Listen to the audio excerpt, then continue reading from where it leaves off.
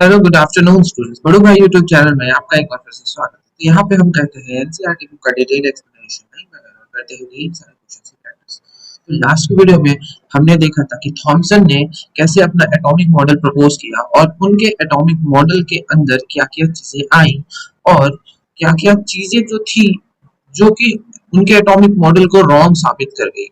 ठीक है, हमने ये सारी बातों को लास्ट वीडियो में समझा था। हमने साथ ही साथ चार्ज बाय मास रेशियो और साथ ही मुलिकन्स ऑयल ड्रॉप एक्सपेरिमेंट और एनोड रेस के ऊपर ढेर सारी बातें करी। तो आज के इस वीडियो में हम डिस्कस करने जा रहे हैं रदरफोर्ड एटॉमिक मॉडल। ठीक है, और साथ में हम जानेंगे कि डिस्टेंस ऑफ क्लोजेस्ट अप्रोच क्या होता है और देखेंगे कि रदरफोर्ड के एटॉमिक मॉडल के अंदर भी क्या डिमेरिट रही।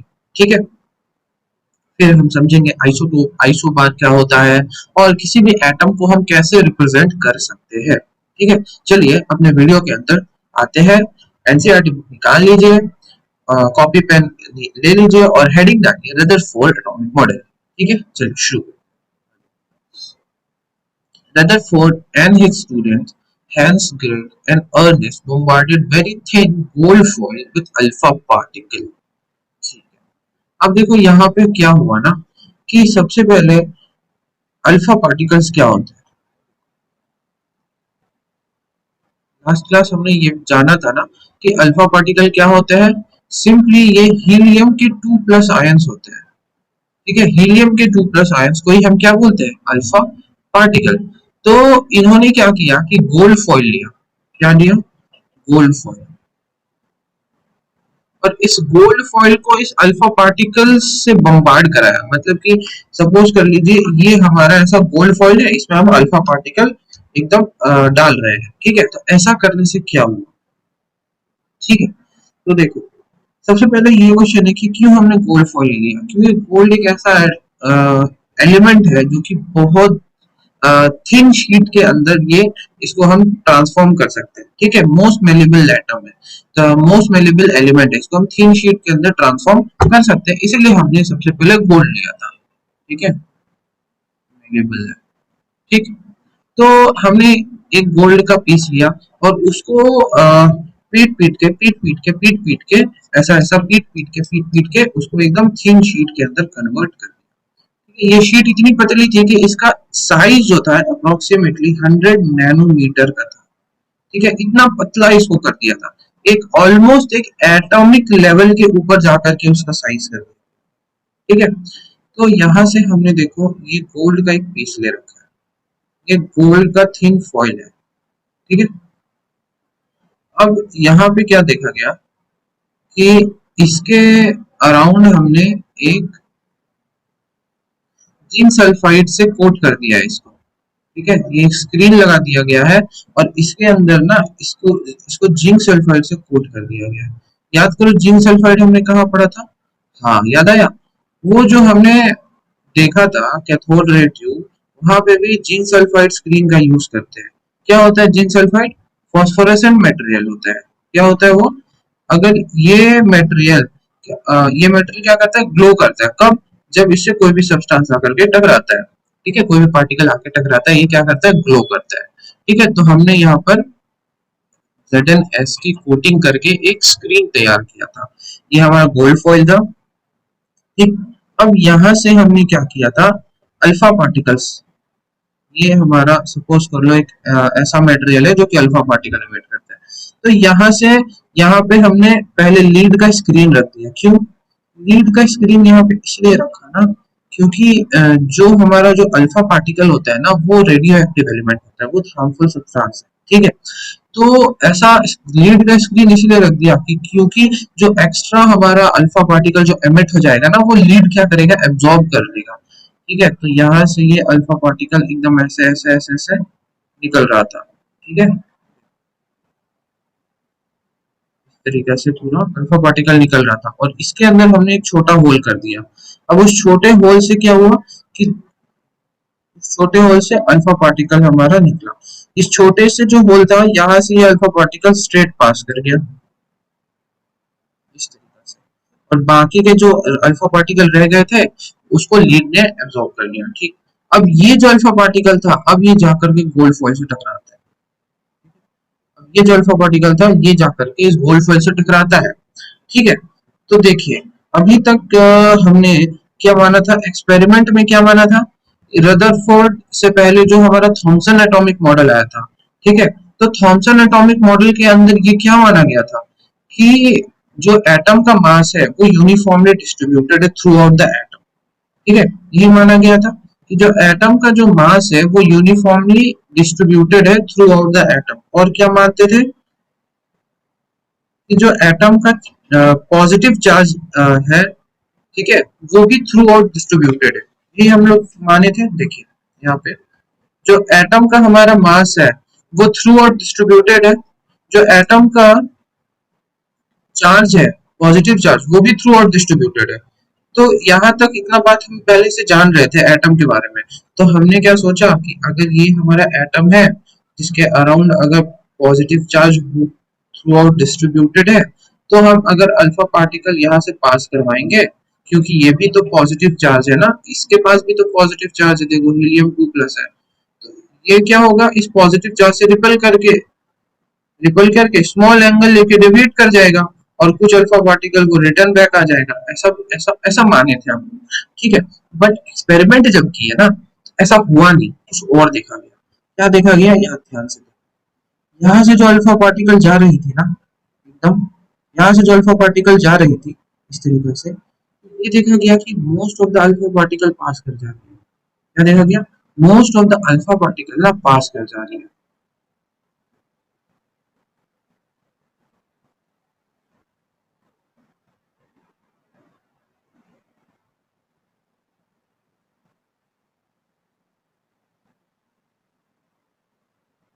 Gate pass through the gold foil, इसका क्या मतलब हुआ, और हमको कैसे पता चला कि most of the alpha particle pass कर जा रही है। हमको ऐसे पता चल गया कि इस पर्टिकुलर रीजन में यहाँ पर कंटिन्यूअसली ग्लोइंग हो रहा था लाइट का, कंटिन्यूअसली लाइट का ग्लोइंग हो रहा है। इट मींस दैट कि यहाँ से जितने अल्फा पार्टिकल आ रहे हैं, यहाँ से जितने अल्फा पार्टिकल आ रहे हैं, सब जा करके इससे टकरा रहे हैं, टकरा रहे हैं तो यहाँ पे ग्लो हो रहा है। ठीक है, ये पता चला फर्स्ट पॉइंट। सेकेंड पॉइंट उन्होंने क्या देखा कि कुछ अल्फा पार्टिकल्स जो है वो स्मॉल एंगल से ना डेविएट कर जा रही है। ऐसा इसीलिए क्योंकि यहाँ पर एक गैप के बाद यहाँ पर ग्लोइंग हो रहा था इस जगह। तो कुछ अल्फा पार्टिकल्स जो है वो स्मॉल एंगल लेकर के डेविएट कर जा रही थी। ठीक है, और वन आउट ऑफ ठीक है, 1 out of 10,000 अल्फा पार्टिकल्स, ठीक है, 10,000 अल्फा पार्टिकल्स में से 10,000 में से एक अल्फा पार्टिकल जो था वो क्या हुआ, वो अपना पाथ रिट्रीव कर गया, वो बैकवर्ड आ गया। ठीक है, इस तरीका से यहाँ पर 3 ऑब्जर्वेशन देखे गए। समझ में आया? तो अकॉर्डिंग टू जे थॉमसन, उन्होंने क्या बोला था कि जो हमारा एटम है उसके अराउंड, ठीक है, चार्ज जो है यूनिफॉर्मली डिस्ट्रीब्यूटेड है। अगर ऐसा डिस्ट्रीब्यूशन हो जाता, एटम के अंदर चार्ज का पूरा इक्वली डिस्ट्रीब्यूशन हो जाता, तो यहाँ पर सारे के सारे अल्फा पार्टिकल्स एज्यूम करे गए थे कि स्मॉल एंगल लेके डेविएट कर जाएंगे। बट यहाँ पर ऐसा नहीं हुआ। यहाँ पर क्या हुआ कि most of the alpha particle क्या हुए, पास कर गए, कुछ अल्फा पार्टिकल स्मॉल एंगल से डेविएट कर गए। ठीक है, और 1 out of 10,000 अल्फा पार्टिकल्स जो थे वो आपका एक पाथ रिट्रीव करके आ गए, मतलब रिटर्न हो गए अपने पाथ को। ठीक है, इस पॉइंट को हम नोट कर लेते हैं। ठीक है, देखिए मैंने 3 पॉइंट बताई इस एक्सपेरिमेंट में क्या हुआ। सबसे पहले हमने गोल्ड फॉइल लिया, उसके उसको हमने अल्फा पार्टिकल से बम्बार्ड करवाया। ठीक है, तो हमने सबसे पहले क्या देखा कि most of the alpha particle जो थी वो पास कर जा रही थी फ्रॉम दैट गोल्ड फॉइल से। ठीक है, ये हमने ऑब्जर्वेशन अभी देख रहा हूँ। ठीक है, अब ऑब्जर्वेशन से क्या कंक्लूजन निकलेगा ये हम आगे देखेंगे। उसके बाद सेकंड क्या देखा हमने कि कुछ अल्फा पार्टिकल्स जो थी वो स्मॉल एंगल लेकर के डेविएट कर गई। ठीक है, नाउ थर्ड पॉइंट एक देखा कि 10,000 में से एक अल्फा पार्टिकल जो थी वो अपने रास्तों को अपना रास्ता चेंज करके बैक आ गई। ठीक है, मतलब क्या बोलते हैं उसको, रिटर्न आ गई। ठीक है, ये 3 चीजें हमने देखी। यहाँ से हम क्या समझते हैं? ठीक है, एक पहले हम एनसीईआरटी देख लेते हैं कि एनसीईआरटी बुक में और क्या लिखा हुआ है। देखो ये हमारा अल्फा पार्टिकल का एक्सपेरिमेंट था, ठीक है, इसको बताया गया है काफी बढ़िया से यहाँ पर। तो अब हम पढ़ते हैं। Rutherford and student has earns, ये नाम दिया गया, bombarded very thin gold foil with alpha particle, ठीक है, अल्फा पार्टिकल स्कैटरिंग एक्सपेरिमेंट भी इसको बोला जाता है, ठीक है। A stream high-energy alpha particle from a radioactive source was directed at a thin foil, ठीक है, of gold metal. Thin gold foil has a circular fluorescent zinc sulfide screen around it. Whenever alpha particle struck the screen, a tiny flashlight was produced at that point. ठीक है, जैसे मतलब कि जैसे यहाँ पे अल्फा पार्टिकल्स आ रही थी, उसी तरीके से वहां पे ग्लो हो रहा था, जैसे जैसे टकराया वैसे ग्लो हुआ, जैसे टकराया वैसे ग्लो हुआ, ठीक है, इस तरीके से। The results of scattering experiment were quite unexpected. According to the Thomson model of atom, the mass of each gold atom in the foil should have been spread evenly over the entire room at entire atom, and alpha particle had enough energy to pass directly through such a uniform distribution of mass. It was expected that the particle would slow down and change direction only by a small angle as they passed through the foil. ठीक है, देखिए यहाँ पे जैसे कि मैंने बताया कि अल्फा पार्टिकल्स जो थे, ऐसा माना गया था कि क्योंकि जे थॉमसन ने बोला था कि एटम का जो मास है वो पूरे एटम के अंदर यूनिफॉर्मली डिस्ट्रीब्यूटेड है और उसका जो पॉजिटिव चार्ज है वो भी यूनिफॉर्मली डिस्ट्रीब्यूटेड है। तो हमने अल्फा पार्टिकल्स इसीलिए लिया क्योंकि अल्फा पार्टिकल के अंदर उतना एनर्जी होता है ताकि वो यूनिफॉर्मली डिस्ट्रीब्यूटेड मास से पेनिट्रेट करके निकल जाए, क्योंकि इसके अंदर, इस एटम के अंदर पॉजिटिव चार्ज यूनिफॉर्मली डिस्ट्रीब्यूटेड है। तो इसीलिए ऐसा हमने एज्यूम किया था कि जब ये पॉजिटिवली चार्ज पार्टिकल उस एटम के पास आएगा जिसके अंदर भी पॉजिटिव चार्ज है, तो ये क्या होगा, स्लो डाउन होगा और एक स्मॉल एंगल से डेविएट कर जाएगा। जैसे देखिए, अगर देखो ये सपोज कर लो एक एटम है, ठीक है, इसमें हम पॉजिटिव चार्ज डाल के रखे हैं, ठीक है, और ये हमारा अल्फा पार्टिकल है, ठीक। तो जब ये पॉजिटिव चार्ज पार्टिकल है, ये भी पॉजिटिव चार्ज, ये भी पॉजिटिव चार्ज, तो क्योंकि दोनों सेम चार्ज का है तो इसको हम क्लोज लाएंगे तो क्या होगा, रिपल्शन होगा, ठीक है। तो जैसे ये मान लो कि स्पीड में आ रहा है, स्पीड में आ रहा है, स्पीड में आ रहा है, और दोनों में पॉजिटिव चार्ज, तो इसका धीरे धीरे धीरे धीरे स्पीड स्लो होगा, ठीक है। उसके बाद ये स्मॉल एंगल से ऐसा सोचा गया था कि डेविएट कर जाएगा, ठीक है, कि दोनों पॉजिटिव चार्ज, दोनों में रिपल्शन हो जाएगा और ऐसे करके डेविएट कर देगा। तो कुछ ऐसा सीन माना गया था, देखिए इस तरीके से आया और यहाँ से ऐसा डेविएट कर गया, लेकिन हुआ नहीं कुछ ऐसा। क्या हुआ कि सारे सारे अल्फा पार्टिकल पास कर गए, कुछ अल्फा पार्टिकल्स थे जो स्मॉल एंगल से डेविएट कर गए, 1 आउट ऑफ 10,000 अल्फा पार्टिकल्स वो अपने पाथ को रिट्रीव करके वापस आ गए, ठीक है। यहाँ पे सेम वही कहानी लिखी गई है। Most of the alpha particle pass through the gold foil, small fraction of alpha particle were deflected, or a very few, 1 out of 20,000 bounce back, that is were deflected by nearly 180 degree, ठीक है, 180 degree का angle लेकर के वापस अपने path को आ गया इस तरीका से, ठीक है। तो ये तीन ऑब्जर्वेशन हुई रदरफोर्ड एटॉमिक मॉडल में। तो एग्जाम में आपसे क्वेश्चन पूछेगा what are the observation made in Rutherford atomic model या फिर अल्फा पार्टिकल स्कैटरिंग एक्सपेरिमेंट। तो ये तीनों पॉइंट आपको लर्न करके लिखना है बड़े ध्यान से, ठीक है, ड्राइंग भी बना देना तो ज्यादा अच्छा लगेगा।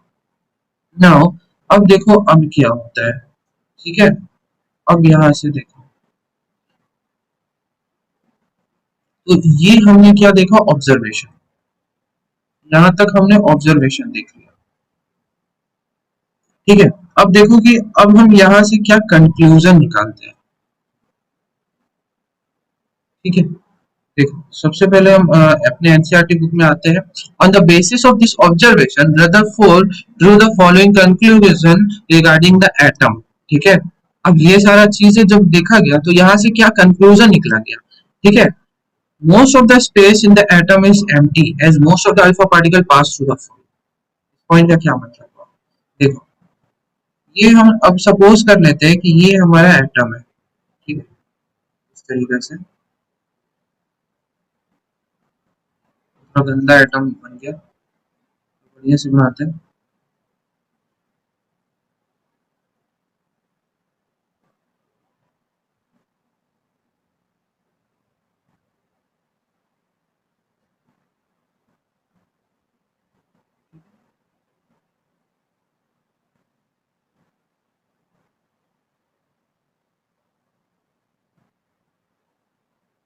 ये देखो ये हमारा एटम है, ठीक।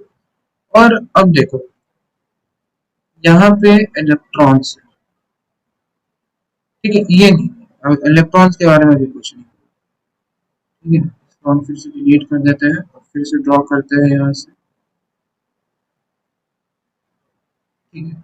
तो यहाँ से ये कंक्लूजन निकल गया कि सबसे पहले देखो सारे के सारे most of the alpha particle क्योंकि यहाँ से पास कर जा रहा था, यहाँ से ये फर्स्ट कंक्लूजन क्या निकला कि एटम के अंदर का सारा स्पेस खाली है, ठीक है। यहाँ से ये कंक्लूजन, पहला क्या कंक्लूजन निकला कि मोस्ट ऑफ द स्पेस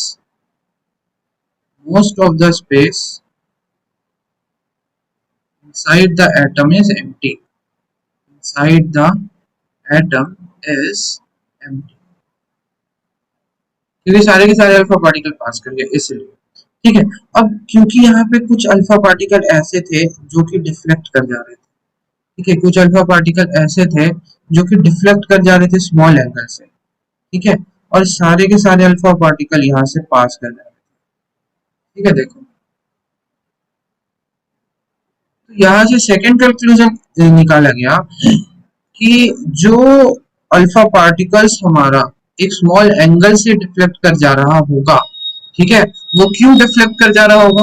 तो देखो अल्फा पार्टिकल्स हमारा क्या होता है, ये हमारा अल्फा पार्टिकल है, अभी जस्ट मैंने बताया कि ये क्या होता है, हीलियम के पॉजिटिव चार्ज, ठीक है। अब जब ये इस सेंटर न्यूक्लियस के पास जाएगा, ठीक है, अगर सेंटर न्यूक्लियस के अंदर पॉजिटिव चार्ज है तो वहां पे रिपल्शन होगा, उस पाथ उसका डिफ्लेक्ट कर जाएगा, ठीक है।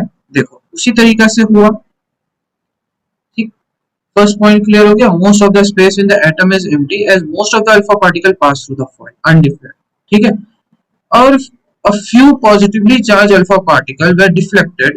The deflection must be due to the enormous repulsion force, showing that the positive charge of the atom is not spread throughout the atom as Thomson has pre-assumed. The positive charge has to be concentrated in a small volume that repel the deflection of the positive charge alpha particle. अब यहाँ से क्या समझा गया, कुछ alpha particles जो थे वो हमारे स्मॉल एंगल से डिफ्लेक्ट कर जा रहे थे, ठीक है। अल्फा पार्टिकल भी पॉजिटिव चार्ज है, ठीक है, और जो हमारा न्यूक्लियस है वो भी पॉजिटिव चार्ज है।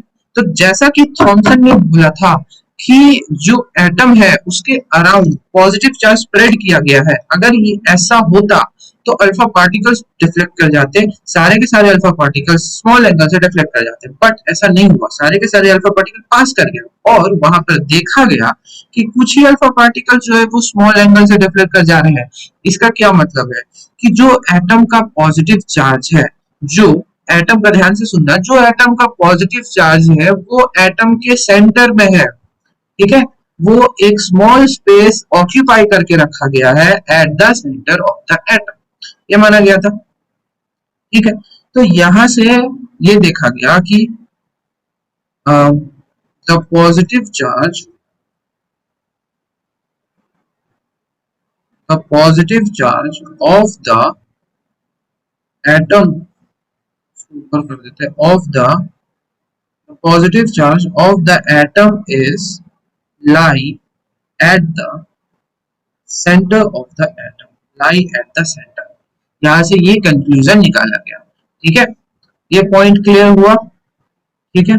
चलो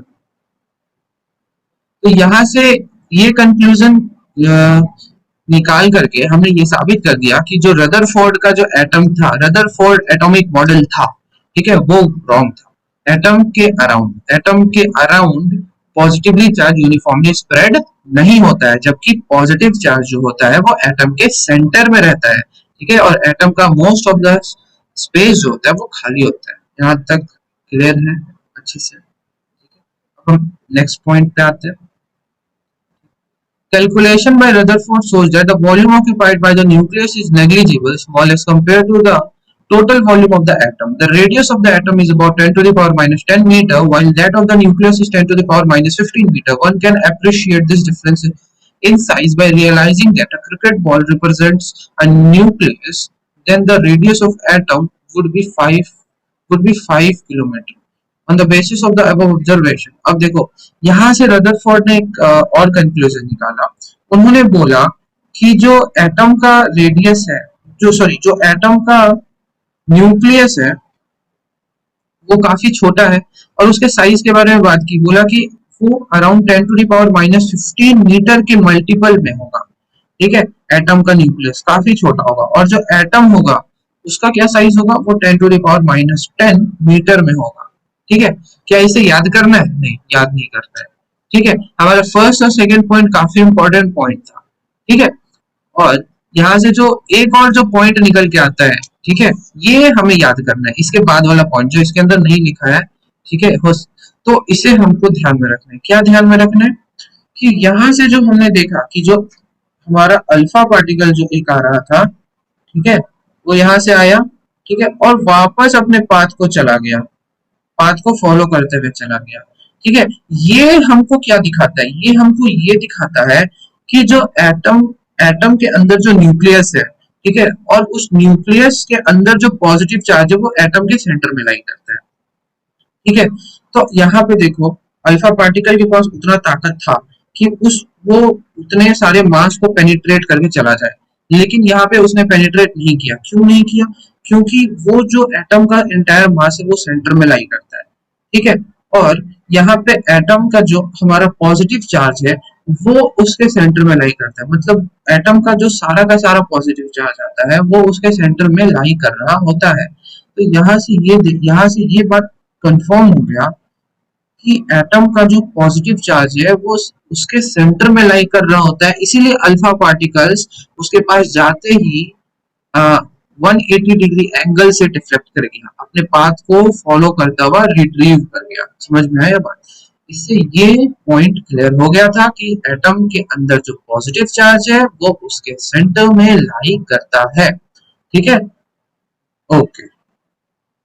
नाउ अब हम आगे बढ़ते हैं।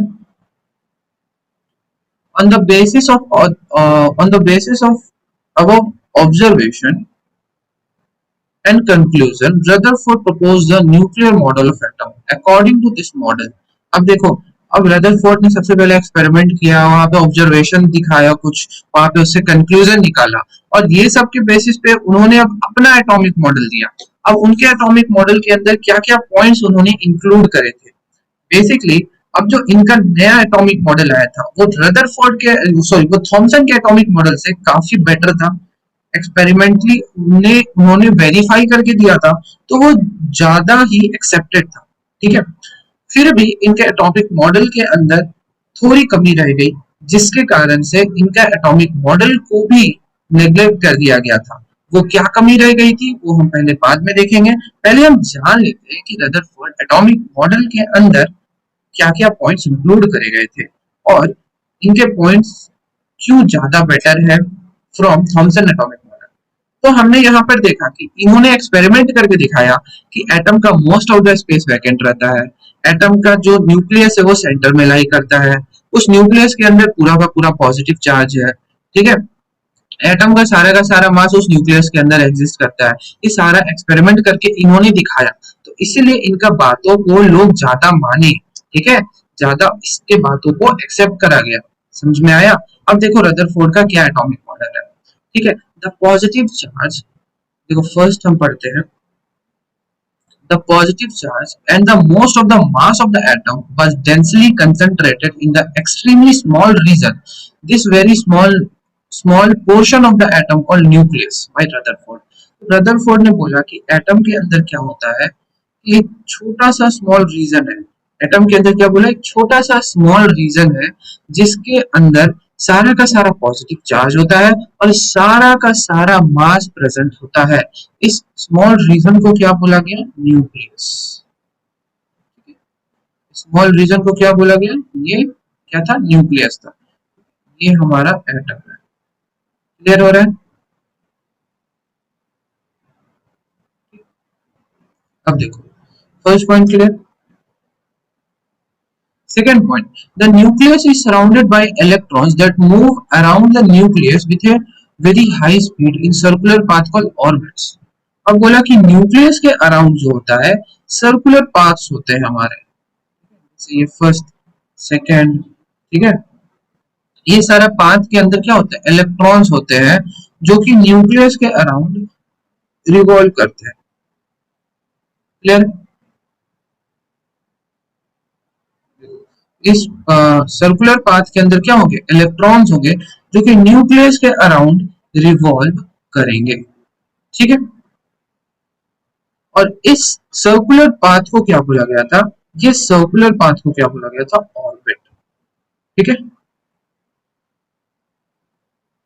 thus Rutherford model of atom resembles the solar system in which the nucleus plays the role of the sun and the electron that revolves। देखो रदरफोर्ड ने एटम को जो है ना सोलर सिस्टम से कंपेयर कर दिया। ठीक है, उन्होंने देखा कि जैसे सन के अराउंड सारे प्लैनेट्स रिवॉल्व कर रहे होते हैं ना, वैसे ही न्यूक्लियस हमारा सेंटर में रहेगा। ठीक है, इसीलिए बोला गया था कि जैसे सन हमारा सोलर सिस्टम के सेंटर में है, वैसे न्यूक्लियस जो है एटम के सेंटर में रहेगा।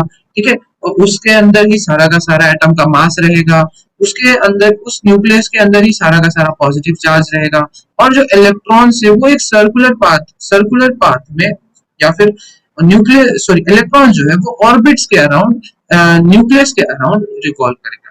ठीक है, एक सर्कुलर पाथ जिसको बोला ऑर्बिट, उस उसके अंदर वो इलेक्ट्रॉन्स रिवॉल्व करेगा। ठीक है, यहाँ तक एकदम क्लियर। ठीक, अब electrons and nucleus are held together by electrostatic force of attraction। ठीक है, और ये हो गया। ठीक, अब देखो, अब यहां से हम क्या समझते हैं, देखो यहां से हम समझते हैं कि रदरफोर्ड के अकॉर्डिंग, ठीक है, रदरफोर्ड के अकॉर्डिंग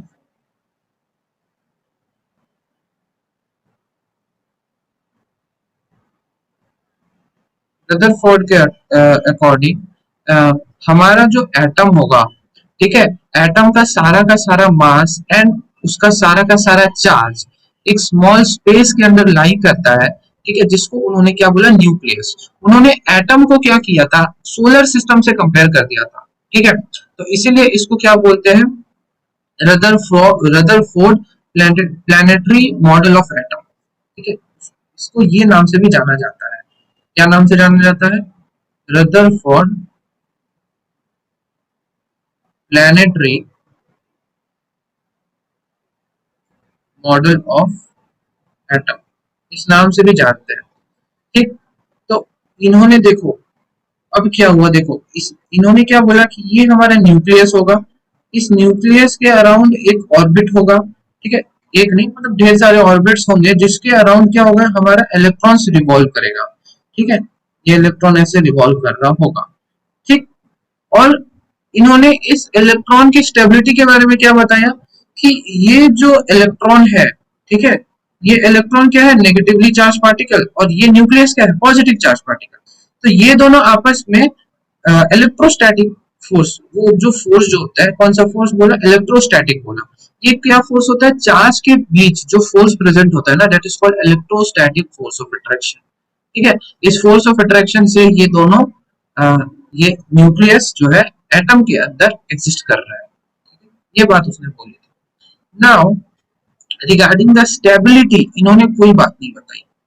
उन्होंने क्या बताई, इन्होंने बस इतना बता दिया कि एटम कैसा दिखेगा, उसके सेंटर में न्यूक्लियस होगा, उस ऑर्बिट होगा, कुछ ऑर्बिट के अंदर इलेक्ट्रॉन घूम रहे होंगे, ये सारा कहानी बताया।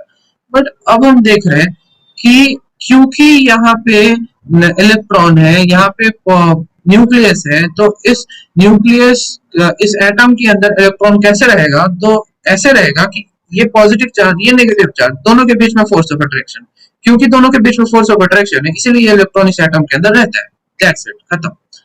ठीक है ना, अब देखिए, अब यहां से हम क्या करते हैं, क्योंकि ये हमारा इलेक्ट्रॉन है, ठीक है, ये हमारा इलेक्ट्रॉन है, ये इसके अराउंड इस तरीके से घूम रहा होगा। ठीक है, तो हर एक पॉइंट पे हम क्या देख रहे हैं कि इसका डायरेक्शन चेंज हो जा रहा है। ठीक है, इस सपोज कर लो v वेलोसिटी से घूम रहा है एटम के अराउंड, तो हर एक पॉइंट पे इसका डायरेक्शन चेंज हो जा रहा है। तो इसीलिए इस मोशन को हम क्या बोल सकते हैं, क्योंकि इसका डायरेक्शन चेंज हो जा रहा है। ठीक है, वेलोसिटी सेम है, डायरेक्शन चेंज हो जा रहा है। ठीक है, तो हम क्या इसको बोल सकते हैं, क्योंकि इसका डायरेक्शन चेंज हो जा रहा है। देखो ध्यान से सुनना इस बात को, वेलोसिटी कुछ ना कुछ वो स्पीड से जा रहा होगा, तो हर एक पॉइंट पे उसका डायरेक्शन चेंज हो जा रहा है, डायरेक्शन इज चेंज। ठीक है, तो हम क्या बोलते हैं, कि जो वेलोसिटी होता है वो हमारा वेक्टर क्वांटिटी होता है, उसके अंदर मैग्नीट्यूड होता है, कुछ ना कुछ मैग्नीट्यूड होता है और एक डायरेक्शन होता है। तो अगर हम उस डायरेक्शन को बार बार चेंज करते जा रहे हैं, इट मीन्स कि उसका वेलोसिटी भी बार बार चेंज हो जा रहा है। तो हम यहाँ से बोल सकते हैं क्या कि if the direction is changing constantly changing constantly, बार बार उसका डायरेक्शन चेंज हो रहा है, hence the velocity is also changes, the velocity is also changes continuously with time। ठीक है, तो इसीलिए हम क्या बोलेंगे कि therefore the motion of electron, the motion of the electron around the atom is accelerated motion, is accelerated motion। ठीक है, होगा, accelerated motion होगा, समझ में आ रही है बात? ठीक है, तो क्योंकि ये जो हमारा इलेक्ट्रॉन है, ठीक है, तो इसका जो मोशन है न्यूक्लियस के अराउंड, ये एक्सेलरेटेड मोशन हो रहा है, एक्सेलरेशन प्रोड्यूस हो रहा है। और एक्सेलरेशन कब प्रोड्यूस होता है? एक्सेलरेशन तब प्रोड्यूस होता है, देखो गाड़ी है मान लो, तो गाड़ी का हम एक्सेलरेट, जब हम गाड़ी को एक्सेलरेट करेंगे, ठीक है, ठीक है, तो उसके अंदर और भी ज्यादा एनर्जी का कंजम्पशन होगा, तब उसका स्पीड और बढ़ेगा। और एक्सेलरेट करेंगे तो और ज्यादा एनर्जी का कंजम्पशन होगा, तब और स्पीड बढ़ेगा। मतलब यहाँ से हम क्या समझ पा रहे हैं कि जो इलेक्ट्रॉन है वो कंटिन्यूअसली एक्सेलरेटेड मोशन कर रहा है। तो इसका मतलब क्या है कि वो और भी ज्यादा एनर्जी अपने अंदर से रेडिएट कर रहा होगा, ठीक है, उसमें से एनर्जी रिलीज होते जा रहा होगा। ठीक है, तो यहाँ से हम क्या बोल सकते हैं, due to accelerated motion of electron, accelerated motion of electron, it is believed by, it is believed by the Maxwell एक साइंटिस्ट थे, उन्होंने क्लासिकल फिजिक्स के रूल्स के अकॉर्डिंग बोला कि क्योंकि इलेक्ट्रॉन एक एक्सेलरेटेड मोशन कर रहा होगा, इसीलिए इलेक्ट्रॉन क्या करेगा, कंटिन्यूअसली एनर्जी रेडिएट करेगा। It is believe bye Maxwell that electron releases energy continuously during its motion, during its motion around the nucleus, around the nucleus। Okay, now अब हम क्या यहाँ से देख सकते हैं, क्योंकि अब इन्होंने क्या बोला कि ये हमारा अगर न्यूक्लियस है और यहाँ पे हमारा इलेक्ट्रॉन है जो कि इसके अराउंड रिवॉल्व कर रहा है और ये एक्सेलरेटेड मोशन कर रहा है, तो ये इलेक्ट्रॉन क्या करेगा, अपना एनर्जी कंटिन्यूअसली रेडिएट करेगा। अब सोचो कि कोई एक पार्टिकल है, ठीक है, तो अब खुद को इमेजिन करो कि आप क्या हो, आप ग्राउंड गए, अब ग्राउंड में दौड़ लगा रहे हो, चक्कर लगा रहे हो, ठीक है, तो चक्कर लगाओगे तो एक बार चक्कर मारोगे तो आपका एनर्जी लूज होगा, कुछ आप थक गए, तो आपका क्या, आप क्या वही दोबारा से उतना ही चक्कर फिर से लगा सकते हो? नहीं, अब आप छोटा चक्कर लगाओगे, फिर आपका एनर्जी और रिलीज हुआ, अब आप और छोटा चक्कर लगाए, फिर और एनर्जी रिलीज हुआ। तो ऐसे ही सेम केस जो होगा, ऐसे ही सेम केस जो होगा एक एटम के अंदर भी होगा। ये जो इलेक्ट्रॉन है वो जैसे एक चक्कर लगाया, अपना कुछ एनर्जी रिलीज कर दिया, फिर से एक चक्कर लगाया, फिर कुछ एनर्जी रिलीज कर दिया, इस तरीका से ये एनर्जी रिलीज करते करते करते करते एक स्पाइरल पाथ होते हुए एटम के न्यूक्लियस के अंदर गिर जाएगा। तो इन्होंने इस बात को एक्सप्लेन नहीं कर सका, एक एटम के अंदर इलेक्ट्रॉन कैसे स्टेबल रहता है, ठीक है, अकॉर्डिंग टू क्लासिकल फिजिक्स ये एक्सप्लेन ठीक से नहीं हो पाया बाय रदरफोर्ड एटॉमिक मॉडल। समझ में आया? तो मैक्सवेल ने इनका एक गलती निकाला कि देखो रदरफोर्ड भैया, आपका जो एटॉमिक मॉडल था इसको हम सत सत प्रणाम करते हैं, है ना, आपकी ये सफलता के लिए आपको बहुत बहुत बधाई, पर देखो सर, ऐसा बात है ना। ऐसे अगर हाथ में रखा गले, सॉरी, गले में हाथ रखते हुए बोला, देखो भाई ऐसा है कि आपका जो एटॉमिक मॉडल है ना, इसमें हम जो इलेक्ट्रॉन देख पा रहे हैं कंटिन्यूअसली एक्सेलरेटेड मोशन कर रहा है, समझ पा रहे हो बात को? हाँ, हाँ समझ पा रहे हैं।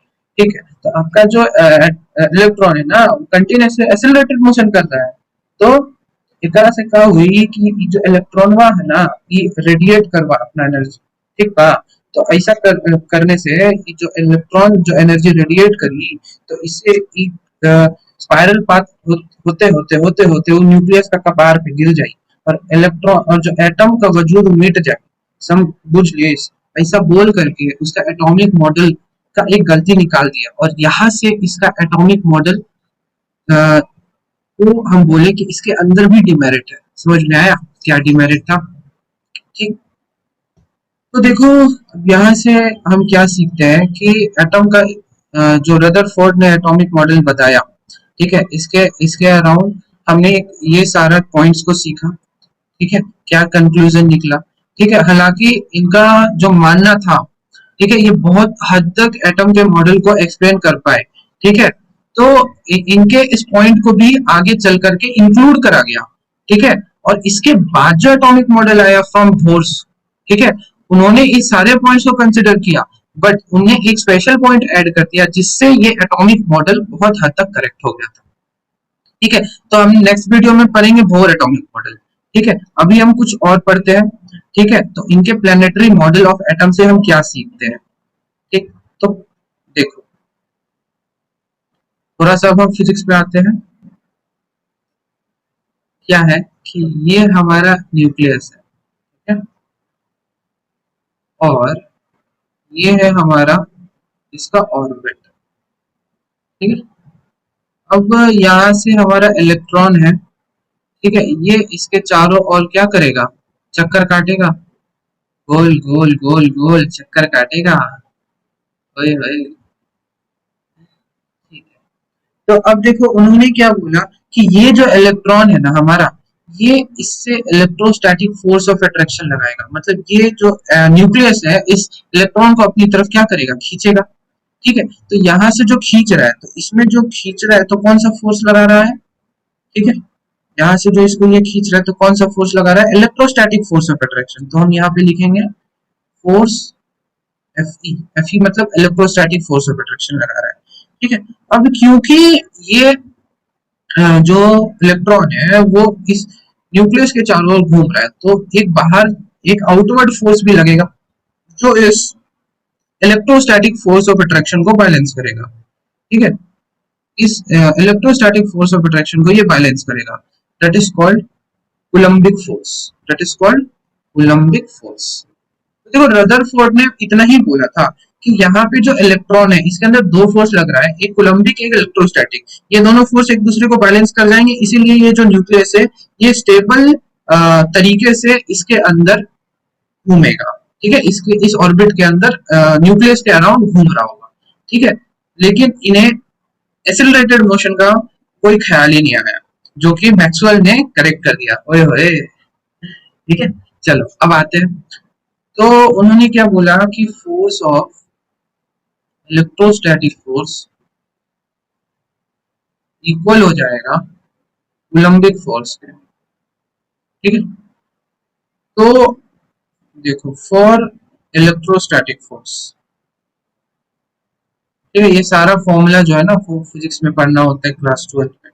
ठीक है, तो अनफॉर्चुनेटली हमको अभी इसका मसाला जानना होगा। देखो क्या होता है ना कि जब कोई चार्ज पार्टिकल होता है, ठीक है, जब भी कोई चार्ज पार्टिकल होता है तो उसके बीच जो अट्रैक्शन फोर्स होता है उसको हम क्या बुलाते हैं प्यार से? Electrostatic force.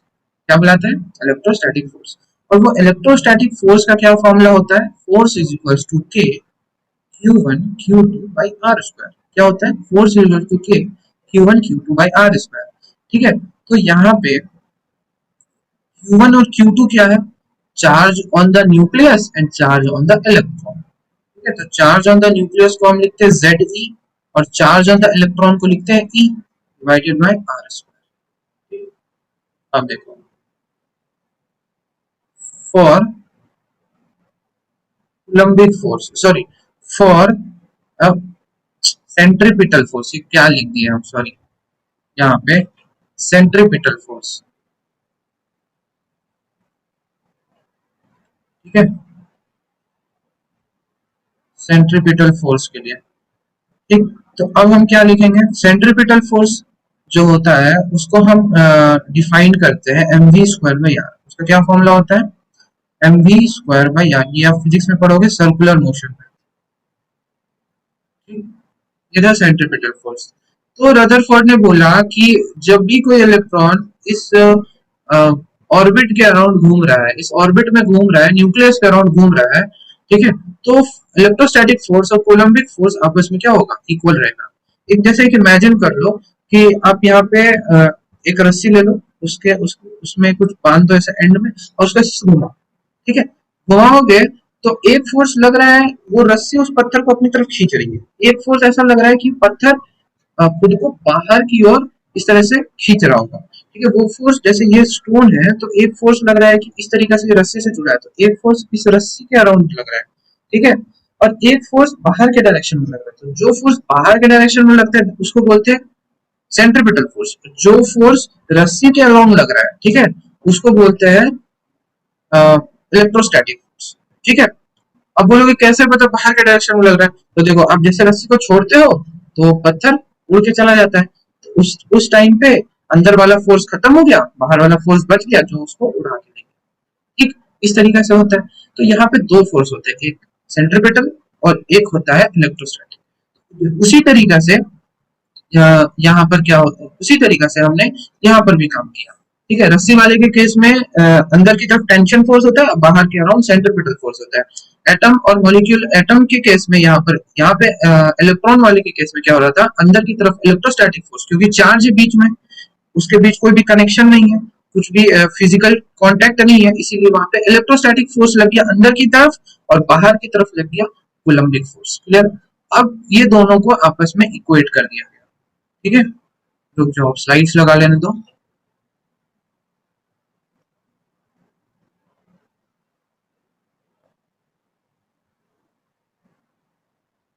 अब देखो, दोनों को अब हमने जब इक्वेट किया तो क्या मिला, देखो यहाँ से हमने इक्वेट कर दिया कि कूलम्बिक फोर्स या फिर electrostatic force equals to centripetal force.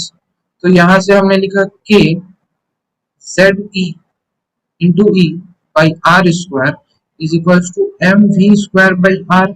और यहाँ पे आर जो क्या था, वो डिस्टेंस बिटवीन, ये जो यहाँ से यहाँ तक जो डिस्टेंस है ना, इसी को आर बोला गया, ठीक है। अब यहाँ से आर, ये आर कट गया, क्या बचा, k z e into e by r is equals to m v square, ठीक है।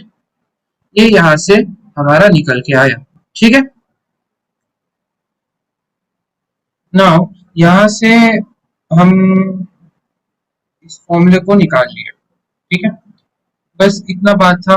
और देखो एक और पॉइंट रदरफोर्ड ने क्या बताया कि उन्होंने बताया कि जो हमारा हाइड्रोजन एटम है, वो उन्होंने हाइड्रोजन एटम के लिए बोला और उसके बाद फिर वो चीज को सारे अदर एटम के लिए इम्प्लीमेंट कर दिया। उन्होंने बोला कि रेडियस ऑफ जो एटम होगा, रेडियस ऑफ आर एन होगा, रेडियस ऑफ एटम, वो किसके प्रोपोर्शनल होगा, r naught into A to the power 1/3। जहाँ पे आर नॉट क्या है, वो हमारा कांस्टेंट है, दैट इज 1.3 इंटू 10⁻⁻13 सेंटीमीटर, या फिर 1.3 इंटू 10⁻⁻15 मीटर के। और ए जो है वो होगा हमारा क्या, मास ऑफ द एटम, क्या होगा, मास ऑफ द एटम। तो अगर हमसे पूछा गया कि बताओ हीलियम का एटम का क्या रेडियस है, तो क्या पूछा गया कि radius of helium atom, radius of helium atom, अगर ये हमसे पूछा गया, ठीक है, तो हम कैसे कैलकुलेट करेंगे, हम बोलेंगे कि radius of helium atom is equals to r naught into, helium का मास होता है 4 इंटू 1/3, ठीक है। आर नॉट का वैल्यू लिखेंगे 1.3 इंटू 10⁻⁻15, ठीक है, और 4 का हम क्या कर देंगे, क्यूब रूट निकाल देंगे, ठीक है। तो अगर यहाँ पे 4 का क्यूब रूट आप निकालिए और इसको मल्टीप्लाई कर दिए इसके साथ, तो आपको रेडियस ऑफ हीलियम एटम मिल जाएगा। ठीक है। अगर उसी तरह हमसे पूछा गया कि radius of oxygen atom, radius of oxygen atom, ठीक है, तो हम क्या लिखेंगे फिर से, हम यहाँ से लिखेंगे r oxygen atom equals to r naught, तो ऑक्सीजन का मास होता है 8, इसका क्यूब रूट, आर नॉट का वैल्यू, आर नॉट का वैल्यू हमारे पास 1.3 इंटू 10⁻⁻15 मीटर में है, इंटू 2 का क्यूब रूट होता है 8, तो यहाँ से हो जाएगा 2.6 इंटू 10⁻⁻15 मीटर, ठीक है। इसी को हम बोलते हैं 2.5 फर्मी, 10⁻⁻15 को फर्मी बोलते हैं। तो यहाँ से हमको क्या पता चला कि रेडियस ऑफ ऑक्सीजन एटम जो है वो 2.6 इंटू 10⁻⁻15, ठीक है। तो ये फॉर्मूला से हम किसी भी एटम का रेडियस निकाल सकते हैं, ठीक है।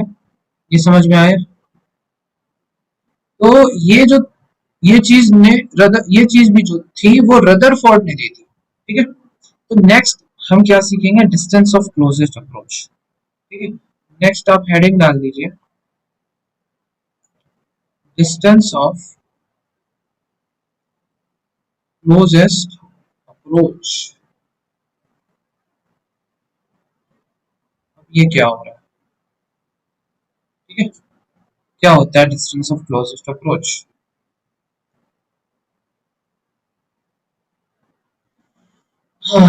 सपोज कर लो ना, ऐसा सपोज करो कि क्या हो रहा है कि, एक मिनट रुको, अब देखो डिस्टेंस ऑफ क्लोजेस्ट अप्रोच में हम क्या जानते हैं। देखो सपोज कर लो कि एक समोसे की दुकान है यहाँ पर, ठीक है, ये क्या है ना, ये समोसा का दुकान है, यहाँ पे मस्त समोसा ना, आलू चप, कचौड़ी, ढेर सारा खाना मटेरियल मिलता है, ठीक।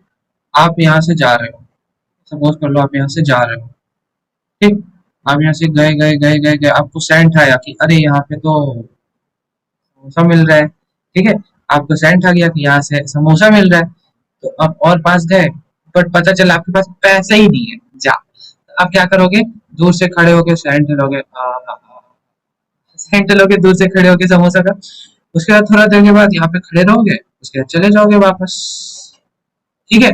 तो that is called distance of closest approach.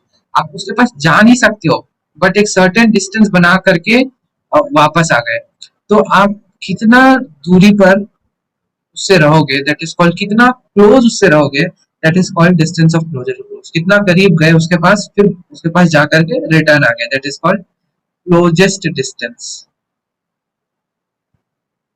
That is called closest distance. तो यहाँ पर होता है क्या कि हम जो है इस न्यूक्लियस के पास, जैसे कि हम एक्सपेरिमेंट में देखे ना कि जो न्यूक्लियस था उससे हम एक अल्फा पार्टिकल जब उसके पास गया तो 180 डिग्री के पास 180 डिग्री फॉलो करते हुए अपने पाथ को रिट्रीव बैक कर गया, तो वो कितना करीब गया उसे न्यूक्लियस के, that is called distance of closure. तो हमने यहाँ से अल्फा पार्टिकल सेंड किया, ठीक है। अब अल्फा पार्टिकल यहाँ पे सेंड किया, तो क्योंकि ये भी क्या है, पॉजिटिवली चार्ज स्पीसीज है, ठीक है, तो पॉजिटिवली चार्ज स्पीसीज है, ये कुछ अपना वेलोसिटी बना करके एकदम जोश जोश में दौड़ते दौड़ते जाता है। अब उसको पता चला कि वो जिसके पास जा रहा है, सपोज कर लो ये न्यूक्लियस है, वो जिसके पास जा रहा है वो बहुत गुस्से में है, ठीक है। सपोज कर लो आप जा रहे हो, दौड़ते दौड़ते जा रहे हो, पता चला कि उधर से शेर आ रहा है, ठीक है, रास्ते में हो, उधर से कुत्ता आ रहा है, कुत्ता दौड़ते दौड़ते आ रहा है, हाइपोथेटिकल नहीं होते, ठीक है, कुत्ता दौड़ते दौड़ते आ रहा है, आप ही की तरफ आ रहा है, तो आप भी दौड़ते दौड़ते जा रहे हो, तो जब से आपको दिखा कि अरे उधर से कुत्ता आ रहा है, तो आप धड़ाक से रुकोगे, आपका स्पीड धड़ाक से कम होगा और भागोगे। यहाँ पर भी वही हुआ था, ये अल्फा पार्टिकल एकदम स्पीड में जा रहा था इस न्यूक्लियस के पास, और पता चला ये न्यूक्लियस भी पॉजिटिव चार्ज है, तो अब यहाँ पे जैसे जैसे पास आने लगा वैसे वैसे इसका रिपल्शन होने लगा, अब रिपल्शन होने लगा तो इसका धीरे धीरे इसका स्पीड स्लो होने लगा, एक ऐसा पॉइंट आया जहां पे इसका सारे का सारा काइनेटिक एनर्जी पोटेंशियल एनर्जी में कन्वर्ट हो गया, मतलब कि ये पार्टिकल अब रुक गया, ठीक है, ये पार्टिकल अब रुक गया। अब जैसे रुका, अब इसके अंदर सिर्फ रिपल्शन होने लगा, तो फिर से ये निकल गया, ठीक है, सेम पाथ को फॉलो करता हुआ चला गया। तो वो ये जो अल्फा पार्टिकल इसका कितने क्लोज आ पाया, that is called distance of closest approach. समझ में आया? कुछ समझ में आया? देखो कि सपोज कर लो कि ये 40 मीटर पर सेकेंड का स्पीड से जा रहा था, ठीक है, जैसे जैसे यहाँ यहाँ पहुंचा, इसको अब इस न्यूक्लियस से थोड़ा थोड़ा रिपल्शन फील होने लगा, तो अब इसका स्पीड यहाँ पे 30 मीटर हो गया, और जैसे जैसे पास पहुंचा इसका स्पीड हो गया 10 मीटर, और पास पहुंचा यहाँ से 2 मीटर हो गया, और धीरे धीरे पास पहुंचा तो यहाँ पे इसका स्पीड हो गया 0। ठीक है, तो ये जो यहाँ पे अल्फा पार्टिकल्स था, ये इस डायरेक्शन में जा रहा था, वो इस डायरेक्शन में जा रहा था, लेकिन ये जो हमारा न्यूक्लियस बैठा हुआ है ना, वो उसको इस डायरेक्शन में रिपल्शन क्रिएट कर रहा है, तो इसीलिए इसका स्पीड धीरे धीरे धीरे धीरे धीरे धीरे कम होता गया, और एक पॉइंट ऐसा आया कि इसका स्पीड यहाँ पे हो गया 0। ठीक है, मतलब इसका जो पूरा का पूरा स्पीड अब 0 हो गया, अब जितने स्पीड से आ रहा था, मतलब इसके अंदर जितना स्पीड था वो खत्म हो गया, मतलब स्पीड का मतलब काइनेटिक एनर्जी, जितना काइनेटिक एनर्जी था वो सारा का सारा खत्म हो गया, अब ये यहाँ पे रुक गया। ठीक है, अब क्या होगा, अब इसको ये, अब यहाँ पे ये ऐसे खड़ा है, हे, क्या हुआ सर, आ, भाग भाग गया सर, भागा दौड़ते दौड़ते, क्या हुआ, रिपल्शन क्रिएट कर दिया।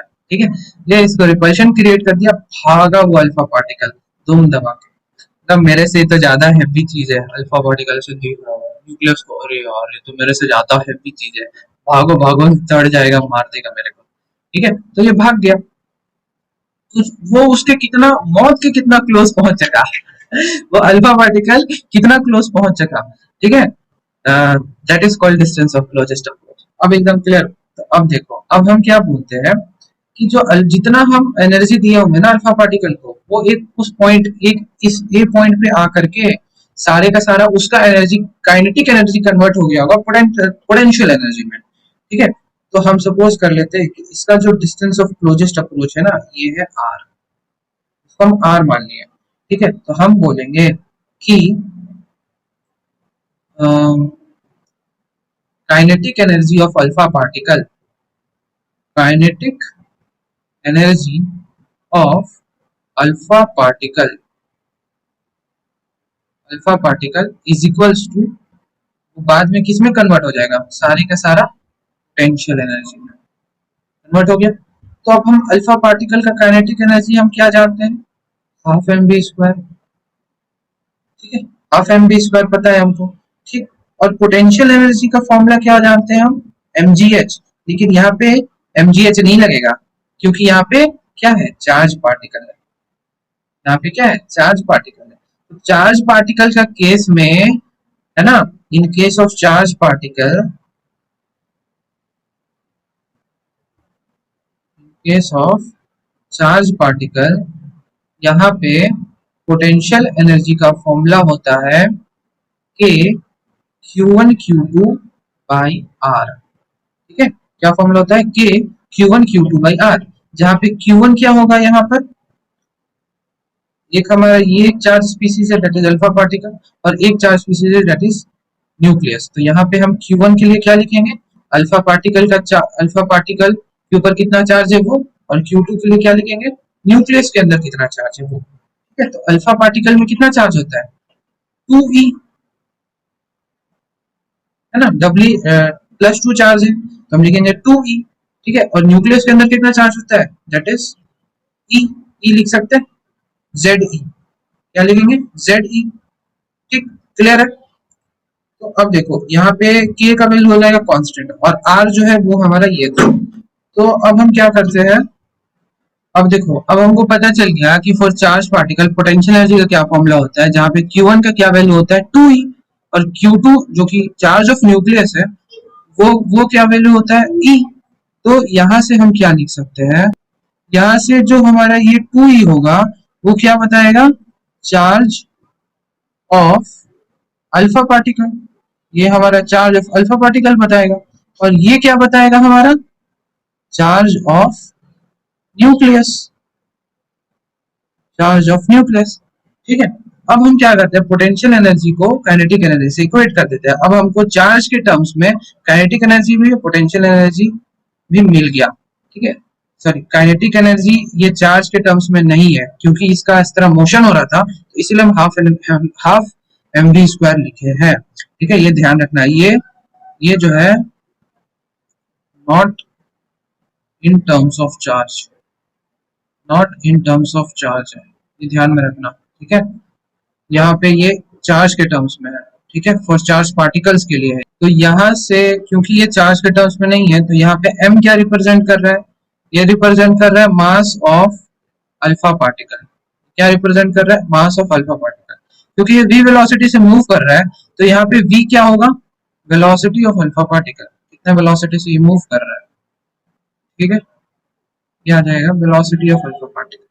ठीक, तो क्योंकि इसका सारा का सारा वेलोसिटी आगे जाकर के हो गया जीरो, तो इसीलिए हम बोलेंगे कि सारा का सारा काइनेटिक एनर्जी उसके पोटेंशियल एनर्जी में हो गया कन्वर्ट। ठीक है, नाउ अब हम काइनेटिक एनर्जी बराबर पोटेंशियल एनर्जी कर देते हैं।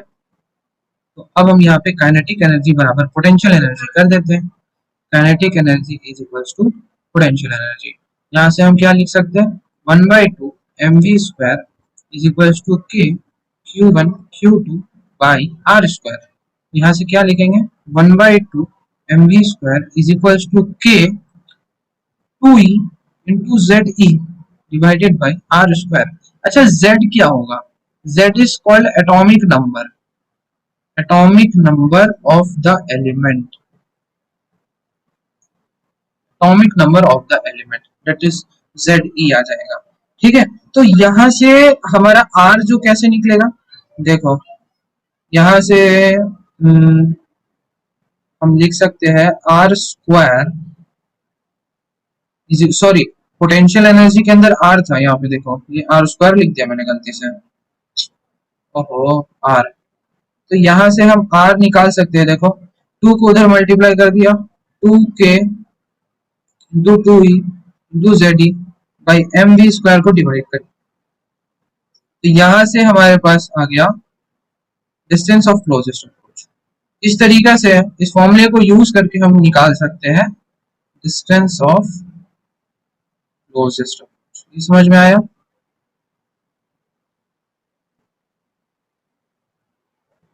ठीक है। अब आपके मन में ये सवाल आया होगा कि हम यहाँ पर चार्ज ऑफ, यहाँ पे हम charge of atom, sorry charge of nucleus Ze क्यों लिख रहे हैं, ठीक है, यहाँ से हम चार्ज ऑफ न्यूक्लियस, हम यहाँ से Ze क्यों लिख रहे हैं, ठीक है। चलो ये आपका सवाल का आंसर करते हैं। आपको पता है कि ये क्या है, न्यूक्लियस है, किसी भी एटम का ये न्यूक्लियस है सपोज कर लेते हैं। तो इस न्यूक्लियस के अंदर क्या होगा, इस न्यूक्लियस के अंदर होगा हमारा प्रोटॉन, और क्या होगा, इस न्यूक्लियस के अंदर होगा हमारा इलेक्ट्रॉन।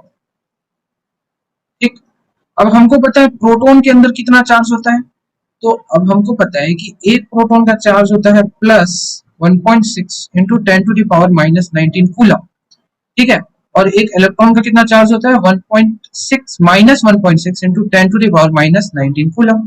तो यहाँ से हम क्या देखते हैं कि चार्ज ऑफ प्रोटॉन और चार्ज ऑफ इलेक्ट्रॉन सेम होता है, बस क्या फर्क होता है प्लस और माइनस का।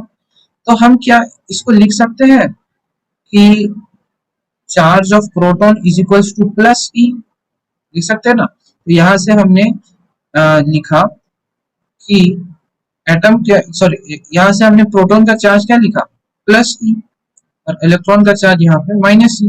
ठीक, तो इस न्यूक्लियस के अंदर क्या होता है बेसिकली, इस न्यूक्लियस के अंदर हमारा होता है प्रोटॉन और न्यूट्रॉन, न्यूट्रॉन। तो प्रोटॉन के अंदर चार्ज आया ई और न्यूट्रॉन के अंदर चार्ज आया 0। तो यहाँ पे एक प्रोटॉन है तो उसके लिए एक चार्ज आएगा, दो प्रोटॉन दो चार्ज आएगा, जितना प्रोटॉन उतना चार्ज आएगा। तो इसके अंदर कितना, कोई भी एटम के अंदर कितना प्रोटॉन होता है, that is called Z। Z क्या रिप्रेजेंट करता है, एटॉमिक नंबर। ठीक है, तो यहाँ से सबसे पहले हम लोग क्या करते हैं ना, एटॉमिक सिंबल्स के अंदर आते हैं। जैसे कोई भी एटम है हमारा, एटम को हम कैसे रिप्रेजेंट करते हैं, उसके सिंबल से। तो कोई भी एटम सपोज कर लो हमारा X है, तो X हमारा क्या बता रहे हैं, एटॉमिक सिंबल है उसका।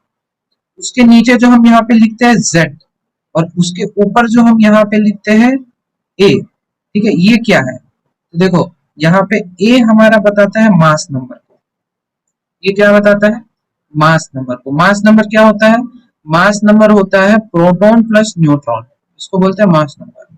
और Z क्या बताता है हमारा, एटॉमिक नंबर। Z क्या बताता है, एटॉमिक नंबर को, और साथ में ये बताता है कि इसके अंदर कितना नंबर ऑफ इलेक्ट्रॉन है, और क्या बताता है, इसके अंदर कितना नंबर ऑफ प्रोटॉन है। तो यहाँ से हम क्या देख रहे हैं कि Z क्या बता रहा है, इस एटम के न्यूक्लियस में कितना नंबर ऑफ प्रोटॉन है। तो यहाँ से हमको क्या पता चला कि इस न्यूक्लियस के अंदर Z अमाउंट ऑफ प्रोटॉन है। ठीक है, इस न्यूक्लियस के अंदर Z अमाउंट ऑफ प्रोटॉन है। अब बताओ एक प्रोटॉन के अंदर कितना चार्ज, E, तो Z प्रोटॉन के अंदर कितना charge, that is called Ze। इसीलिए हम इस न्यूक्लियस का चार्ज को क्या लिखते हैं, Ze लिखते हैं। अब समझ में आया कि कैसे आया इसके अंदर Ze चार्ज कैसे आया, यहाँ पर Ze चार्ज हम कैसे लिखे, समझ में आ गया, क्लियर है, बहुत बढ़िया। ऐसे ही चीजों को समझते चलो। ठीक है, ये Ze वाला खेल नहीं समझ में आया तो एक बार फिर से देख लेना वीडियो को रिवाइंड करके। ठीक है, अब हम आते हैं एटॉमिक सिंबल के अंदर। ये काफी इंपॉर्टेंट चीज है। ठीक है, कोई भी एटम के अंदर सपोज कर लो नेगेटिव चार्ज आ जाता है, कोई भी एटम के अंदर पॉजिटिव चार्ज आ जाता है, तो वो कैसे हो रहा है और उससे हम क्या समझते हैं, सबसे पहले हम इस चीज को सीख लेते हैं। ठीक है, चलो आगे बढ़ते हैं। तो हमारा नेक्स्ट टॉपिक है atomic number and mass number. ठीक है, तो जैसे कि हमने देखा अभी कि हम कोई भी एटम होता है उसको हम एक एटॉमिक सिंबल से रिप्रेजेंट करते हैं। एक्स क्या है हमारा, एटॉमिक सिंबल। ठीक है, जैसे ऑक्सीजन के लिए हमारा एटॉमिक सिंबल क्या है, ओ। ठीक है, ऑक्सीजन का हमारा एटॉमिक नंबर क्या होता है, 8, और उसका मास नंबर क्या होता है, 16। ठीक है, इस तरीके से हम ऑक्सीजन के एटम को रिप्रेजेंट किए। ठीक, उसी तरह हाइड्रोजन के लिए हमारा एटॉमिक नंबर क्या होता है, 1, और उसका मास नंबर क्या होता है, 1। कार्बन के लिए हमारा एटॉमिक नंबर क्या होता है, 6, और उसका मास नंबर क्या होता है, 12। ये एटॉमिक नंबर क्या होता है और ये मास नंबर क्या होता है। ठीक है, अब हम ये चीज समझते हैं। ठीक है, अब देखो रिप्रेजेंटेशन तो आप लोग सीख गए हो। तो atomic number and mass number, the presence of positive charge on the nucleus is due to the protons in the nucleus. As stabilized earlier, the charge on the proton is equals to opposite to that of the electron. ठीक है, the number of proton, the charge on the proton is equal but opposite to that of electron. The number of proton present in the nucleus is equal to the atomic number. ठीक है, the number of proton present in the nucleus is equal to atomic number. For example, the number of proton in an hydrogen nucleus is 1. In sodium atom it is 11. Therefore, the atomic number are 1 and 11 respectively. In order to keep the electrical neutrality, the number of electron in order to keep the electrical neutrality, the number of electron in an atom is equal to number of proton. ठीक है, that is called atomic number Z। ठीक, तो यहां से क्या पता चला, यहां से हमको ये पता चला पॉइंट नंबर 1। ठीक है, कोई भी एटम में नंबर ऑफ प्रोटॉन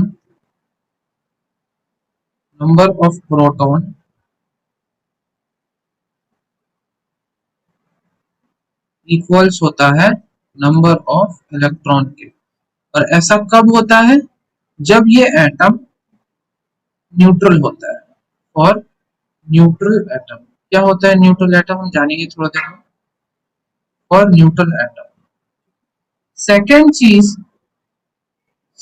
चीज हम क्या देख रहे हैं, ठीक है, कि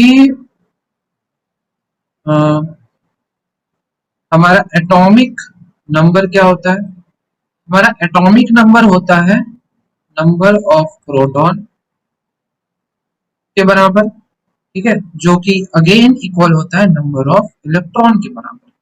ये होता है हमारा एटॉमिक नंबर। देखो atomic number Z, number of proton in the nucleus of an atom equals to number of electron in the neutral atom। ये ध्यान रखना, यहाँ पे वर्ड क्या यूज किया गया है, यहाँ पे हमारा वर्ड यूज किया गया है in a neutral atom, ये ध्यान रखना। While the positive charge of the nucleus is due to the proton, the mass of the nucleus due to the proton and neutron, as discussed earlier, proton and neutron in the nucleus are collectively known as nucleons। nucleons क्या होता है, तो proton and neutron को क्या बोलते हैं? Nucleons. तो यहाँ से मास नंबर हमारा क्या आता है? ठीक है, तो मास नंबर क्या होता है? मास नंबर होता है मास ऑफ मास नंबर होता है मास ऑफ द एटम। ठीक है, जो कि किसके बराबर होता है? सम ऑफ प्रोटॉन प्लस न्यूट्रॉन के बराबर होता है। ठीक है, तो मास नंबर को हम कैसे रिप्रेजेंट करते हैं? ए से। ठीक है, एटॉमिक नंबर को हम कैसे रिप्रेजेंट करते हैं? जेड से। ठीक है, क्लियर हो गया। और हमने यहाँ पे कुछ एग्जांपल्स भी करवा दिए थे। ठीक, और इस तरीका से हम एटम को रिप्रेजेंट करते हैं। क्लियर? नाउ अब देखो, हमने ऐसा कहीं कहीं लिखा हुआ देखा है। क्या देखा है? ओ पे -2 देखा है ना लिखा हुआ। इसका क्या मतलब हुआ? ठीक है, तो यहाँ पे देखो सर, हमारा क्या था कि अच्छा, ऑक्सीजन के ऊपर क्या था हमारा? 8 इलेक्ट्रॉन होता है। ठीक है, और इसका मास नंबर होता है 16, और इसके ऊपर अगर लिखा हुआ है -2, तो इसका क्या मतलब हुआ? Any idea? ठीक है, देखो, इसका इसका ये मतलब होता है कि एक बात ध्यान रखना यहाँ से, कि किसी भी एटम के अंदर जब भी किसी भी एटम के अंदर इस तरीका से नेगेटिव चार्ज लिखा रहता है उसके सर पे, इट मींस दैट कि इट एक्सेप्ट इलेक्ट्रॉन। उसने क्या किया? It accept electron. ठीक है, जब भी किसी भी एटम के अंदर, देखो जैसे कि ये सोडियम है, इसके ऊपर अंदर +1 लिखा हुआ है। ठीक है, यहाँ पे इसका 11 है, ये 23 है। ठीक है, तो यहाँ पे अगर +1 यहाँ पे लिखा हुआ है, it means that it loses electron. ये कैसे हुआ? देखो, अभी हमने एक बहुत अच्छा लाइन पढ़ा। क्या पढ़ा? For the neutral species, for the neutral species the atomic number of the element is equal to number of electron equal to number of proton। ठीक है, ये हमने अभी जस्ट पढ़ा कि न्यूट्रल स्पीसीज के लिए हम क्या देखते हैं कि उसका जो नंबर ऑफ इलेक्ट्रॉन है वो बराबर हो जाता है नंबर ऑफ प्रोटॉन के। बट अब हम यहाँ पे क्या देख रहे हैं कि ये सारे हमारे क्या है? चार्ज स्पीसीज है। इसके ऊपर कुछ ना कुछ चार्ज है। देखो, इसके ऊपर -2 चार्ज है, इसके ऊपर +1 चार्ज है। तो ये सारे चार्ज स्पीसीज के लिए क्या होगा? क्या चार्ज स्पीसीज के लिए भी ये बात सेम रहेगा कि नंबर ऑफ इलेक्ट्रॉन इक्वल होता है नंबर ऑफ प्रोटॉन के? नहीं, ये बात सेम नहीं रहेगा। ठीक है, अब देखो, इसके लिए अब हम क्या लिखते हैं? देखो, यहाँ पे 8 क्या रिप्रेजेंट कर रहा है? 8 ऑलवेज रिप्रेजेंट, ये जो 8 है ना, ये एटॉमिक नंबर है। ठीक है, और एटॉमिक नंबर, एक ध्यान रखना कि always atomic number always equal to number of proton. Atomic number always equals to number of proton. ये भी क्या है? ये एटॉमिक नंबर है। ये क्या है? एटॉमिक नंबर है। और ये एटॉमिक नंबर जो होगा, ये क्या होगा? ऑलवेज इक्वल टू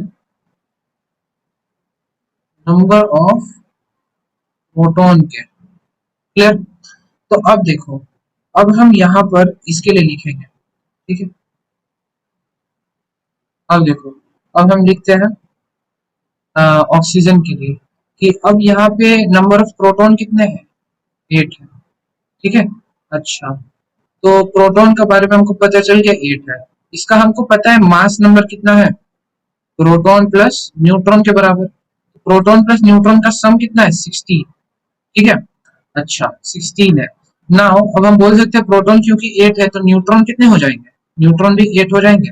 यहाँ से हमको पता चल गया न्यूट्रॉन इसके अंदर 8 है और प्रोटॉन भी 8 है। ठीक, तो अगर ये न्यूट्रल स्पीसीज होता तो इसके अंदर इलेक्ट्रॉन भी कितना होता? 8। लेकिन हम देख रहे हैं -2 का चार्ज आ गया। इसका मतलब कि इसने क्या किया? एक्सेप्ट किया इलेक्ट्रॉन। कितना? तो 2 इलेक्ट्रॉन का एक्सेप्ट किया। तो इसके अंदर अब कितने इलेक्ट्रॉन आ जाएंगे? +2 कर देंगे, इसके अंदर अब आ गया 10 इलेक्ट्रॉन आ गया।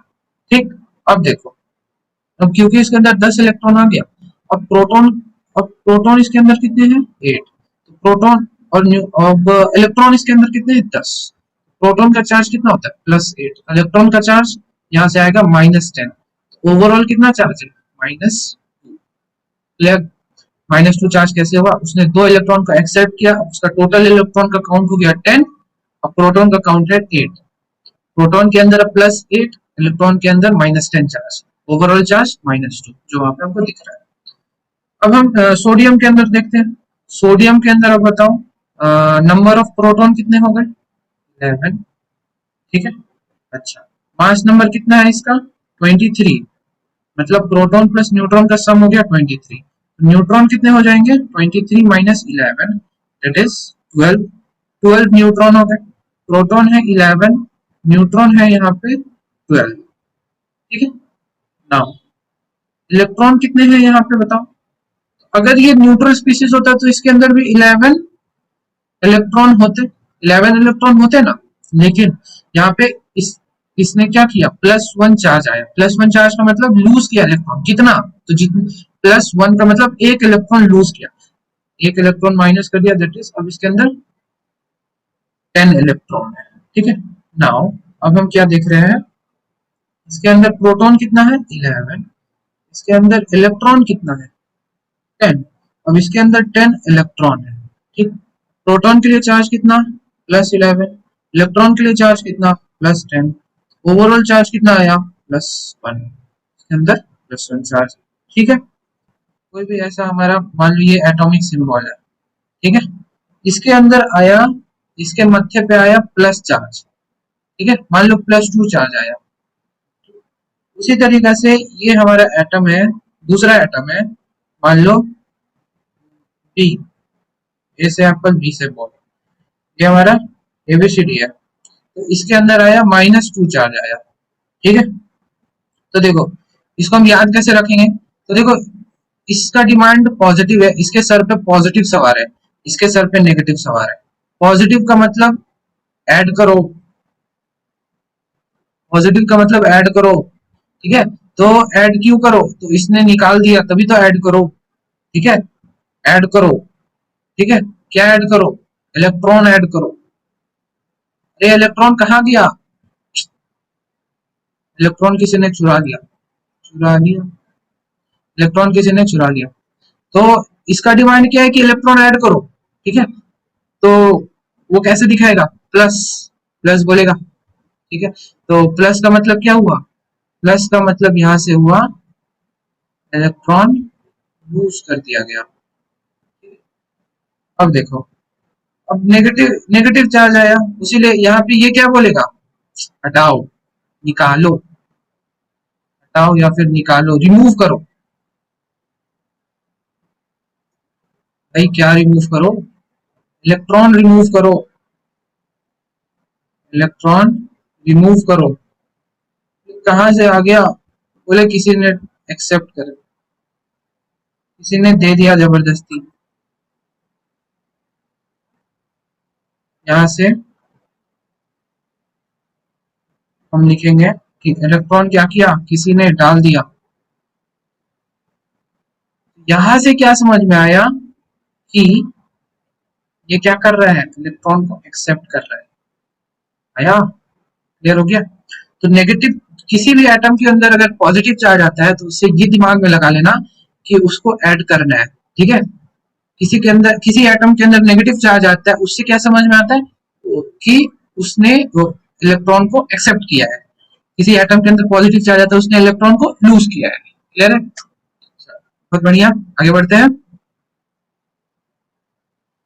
चलिए अब हम अपने नेक्स्ट टॉपिक की तरफ बढ़ते हैं, आइसोटोप्स एंड आइसोबार्स। क्या होता है आइसोटोप और आइसोबार, ठीक है। तो isotopes and isobars, the composition of any atom can be represented by using the normal element symbol X with superscript on the left hand side as the atomic mass number A and the subscript Z on the left hand side as the atomic number, ठीक है, that is ये representation था basically atom का, जो हमने अभी just सीख लिया।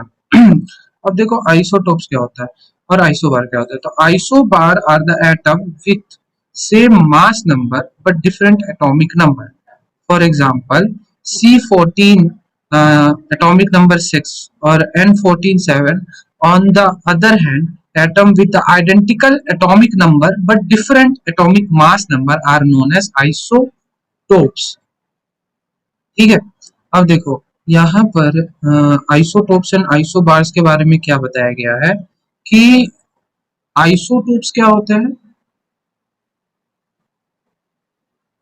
Atom having same atomic number, ठीक है, एटॉमिक नंबर क्या होगा? सेम होगा, बट मास नंबर क्या होगा? डिफरेंट। मास नंबर क्या होगा? Different. That is called isotopes, ठीक है। और उसी तरीके से यहाँ पे एक हम पढ़ते हैं आइसोबार्स। आइसोबार्स में क्या होता है? आइसोबार्स में हमारा एटॉमिक नंबर डिफरेंट होता है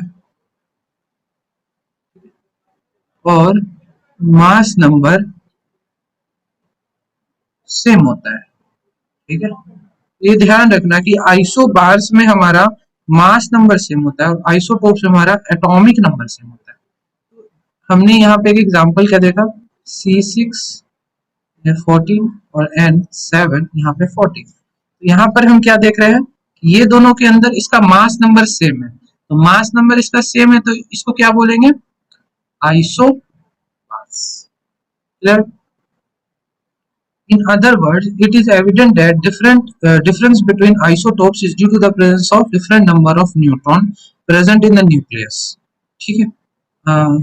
For example, considering the hydrogen atom again, 99.985% of hydrogen atom contain only one proton. बात को अंडरलाइन कर लेते हैं कि हाइड्रोजन एटम के अंदर क्या होता है? 99.985% of hydrogen atom contain only one proton. This isotope is called protium.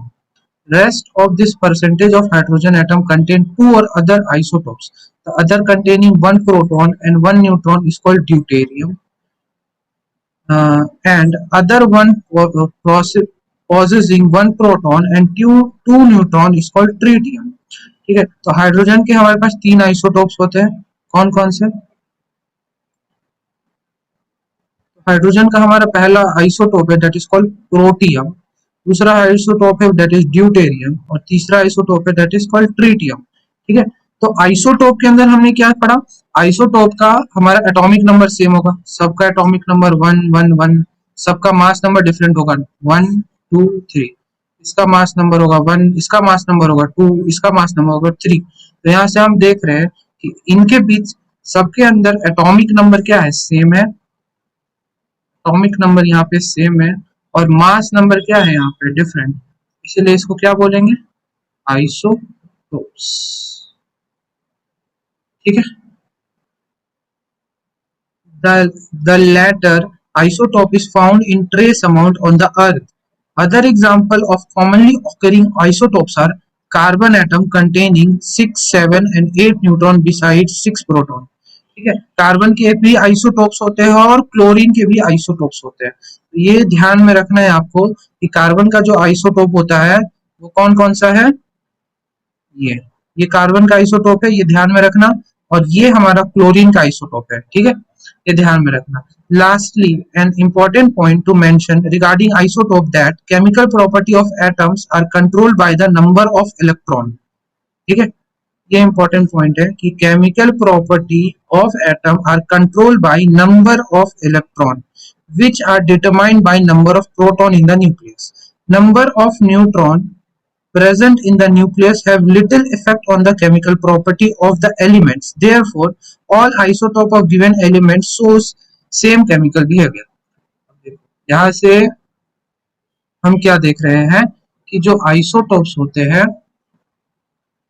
ठीक है, उसके पास क्या होता है? Isotope same atomic number. Same atomic number का मतलब यहाँ पे Z का वैल्यू सबके लिए सेम है। Z का वैल्यू क्या बताता है? Z का वैल्यू यहाँ पे हमको बता रहा है नंबर ऑफ इलेक्ट्रॉन्स, ठीक है, और क्या बता रहा है? Number of proton. तो क्योंकि आइसोटोप्स के अंदर सबका नंबर ऑफ इलेक्ट्रॉन सेम है, तो इसीलिए यहाँ पे हम बोलेंगे कि आइसोटोप्स का आइसोटोप्स का केमिकल प्रॉपर्टी भी सेम होगा, आइसोटोप्स का केमिकल प्रॉपर्टी भी क्या होगा, सेम होगा।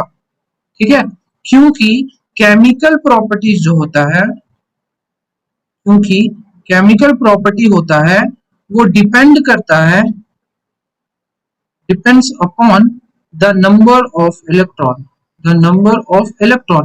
क्योंकि आइसोटोप्स का नंबर ऑफ इलेक्ट्रॉन सेम होता है, इसीलिए आइसोटोप्स का केमिकल प्रॉपर्टी भी सेम होता है। क्लियर हो गया? ये काफी अच्छा चीज यहाँ पे बताई गई है हमारे एनसीईआरटी बुक में। ठीक है, चलिए, तो आइसोटोप्स हमने पढ़ लिया, आइसोबार्स क्या होते हैं वो भी पढ़ लिया। ठीक है, और फिर हमने देखा कि कोई भी एटम को कैसे रिप्रेजेंट करते हैं, किसी भी एटम के ऊपर कितना चार्ज आता है तो हम उससे चार्ज को क्या समझते हैं। ठीक है, अगर कहीं पे पॉजिटिव चार्ज आ रहा है उसका मतलब इलेक्ट्रॉन को लूज कर रहा है, कहीं पे नेगेटिव चार्ज आ रहा है उस इलेक्ट्रॉन को वो गेन कर रहा है। ठीक है, एटॉमिक नंबर, मास नंबर क्या होता है, ये सब देखा। ठीक है, इसके बाद हमने ये देखा कि रदरफोर्ड एटॉमिक मॉडल का क्या कहना था उसका। ठीक है, प्लेनेटरी मोशन को एटॉमिक मॉडल से रिलेट कर दिया। फिर हमने सेंट्रीपिटल और सेंट्री फ्यूगल फोर्स और इलेक्ट्रोस्टैटिक फोर्स के बारे में जाना था। ठीक है, कि हम दोनों को रिलेट करके क्या उसके मोशन को एक्सप्लेन कर सकते हैं। फिर हमने जाना कि कोई भी एटम का रेडियस हम कैसे निकालते हैं। ठीक है, अगर हमें उसका एटॉमिक नंबर पता होता है। फिर हमने जाना रदरफोर्ड एटॉमिक मॉडल के अंदर क्या क्या डिमेरिट्स होती है। ठीक है, रदरफोर्ड एटॉमिक मॉडल के अंदर क्या डिमेरिट होती है और इसके कारण से क्या हो सकता है। ठीक है, तो रदरफोर्ड ने एटॉम के स्टेबिलिटी के रिगार्डिंग कुछ बात नहीं बोली थी। ठीक है, रदरफोर्ड का अल्फा पार्टिकल स्कैटरिंग एक्सपेरिमेंट, ये सब चीजों के बारे में हमने आज डिस्कशन कर लिया। ठीक है, नेक्स्ट वीडियो में हम क्या डिस्कस करेंगे, बोर एटॉमिक मॉडल। ठीक है, उसके अंदर हमने सीखेंगे कि रदरफोर्ड की किन खामियों को ठीक करके बोर्स ने अपना नया एटॉमिक मॉडल प्रपोज किया। ठीक है, तो हम मिलते हैं अपने नेक्स्ट वीडियो में। वीडियो के एंड तक बने रहने के लिए आपका बहुत बहुत धन्यवाद। होपफुली आपको ये सारा पॉइंट्स क्लियर हो गया होगा। सो जिसको जो जो पॉइंट समझ में नहीं आया, जहां जहां पे जिसे जिसे प्रॉब्लम हो रही है, तो वो कमेंट कर सकता है या फिर हमें टेलीग्राम में भी मैसेज कर सकता है। ठीक है, हमारे चैनल में जाकर के टेलीग्राम पे क्लिक करके टेलीग्राम ग्रुप में ज्वाइन हो सकता है और अपना कोई भी डाउट पूछ सकता है। ठीक है, थैंक यू सो मच। तब तक के लिए all the very best and happy Holi to all my students. Bye bye, take care.